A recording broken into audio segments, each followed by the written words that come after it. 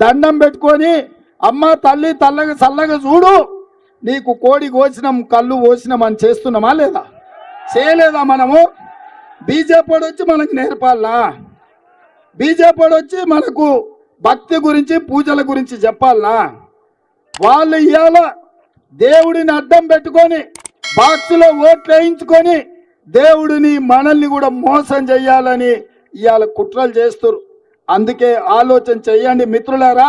అందుకే నేను ఒక మాట చెప్పదలుచుకున్నా, దేవుడు గుడిలో ఉండాలి, భక్తి గుండెల్లో ఉండాలి.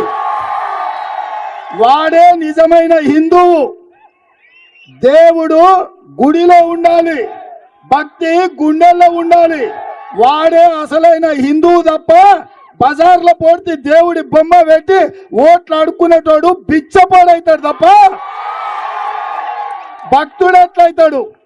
బస్ స్టాండ్ల ముందు అప్పుడప్పుడు మనం చూస్తాం, పెద్ద స్తంభాలం పెట్టుకొని అయ్యప్ప బొమ్మ పెట్టుకొని, అయ్యా నా కాళ్ళు లేవు, నాకు చేతులు లేవు, నా కళ్ళు లేవు, దేవుణ్ణి చూసి బిచ్చమయ్యి నేను బతుకుతా అని. అట్లనే ఇవాళ బీజేపీ వాళ్ళు బొచ్చల ఓట్లు అడుగుతున్నారు. ఇంతకు మించిన దుర్మార్గం, ఇంతకు మించిన హిందూ ధర్మాన్ని వంచడం ఎక్కడైనా ఉంటుందా?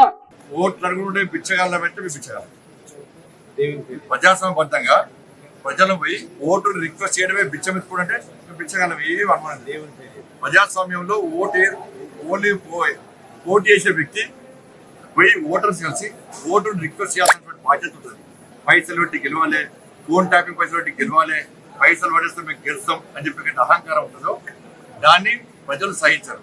దేవుళ్ళ పేరు చెప్పి ఇవాళ మేము దేవుడి గురించి మాట్లాడుతున్నామో దేవుడు దేవుడు అంటే మరి రేవంత్ రెడ్డి గారు ఏం చేస్తారు? ఇవాళ వేములవాడ పోయి మన భద్రాద్రి పోయి రాములమైన ఉట్టబట్టే, యాదాద్రి పోయి లక్ష్మీనరసింహ స్వామి ఉట్టబట్టే, అలంపూర్ పోయి అమ్మవారి ఉట్టనబట్టే, ఏడు పోతే ఆ ఉట్టనబట్టే. లాస్ట్ వరకు ఎవరు దిక్కారు? దేవుడే దిక్కన్నారు.